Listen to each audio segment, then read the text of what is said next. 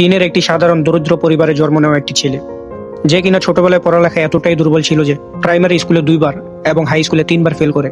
দেখতে দেখতে যখন বয়স হয়ে এলো তখন চিন্তা করলো চাকরি করবে। তখন গেল পুলিশের ইন্টারভিউ দিতে। 21 জনের একটা ইন্টারভিউ হয়, সেখানে 20 জন পাশ করে যায়, তাকে রিজেক্ট করে দেওয়া হয়।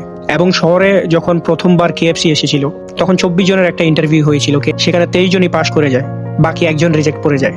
সেটাই সে। তারপরে সে কাজের জন্য চিন্তা করলে আমেরিকাতে যাবে। আমেরিকাতে গিয়ে সে প্রথমবারের মতো কম্পিউটার এবং ইন্টারনেটের দুনিয়া দেখতে পায়। সে সেখানে বুঝে গিয়েছিল ইন্টারনেটই সবকিছু। পরে সে নিজের দেশে ফিরে আসে, তার 17 জনের বন্ধুর একটি গ্রুপ তৈরি করে। সে তার নিজের ফ্ল্যাটে কাজ করা শুরু করে, আলিবাবার। তখন লোকে হাসতো আর বলতো চায়নায় বসে ইন্টারনেট ব্যবসা সম্ভব নয়। কিন্তু সে কারো কথায় কান দেয়নি। একটানা 3 বছর সে একটা টাকাও ইনকাম করতে পারেনি। তারপরেও সে হাল ছাড়েনি। মানুষ কত হাসাহাসি করেছে, কত অভাব, কত অনাটন, সবকিছুর মধ্যে দিয়ে সে গেছে, কিন্তু সে হাল ছাড়েনি। আর আজকে আলিবাবা এমন একটা প্ল্যাটফর্ম, বিশ্বের বড় বড় তালিকায় সে আছে, জ্যাক মা।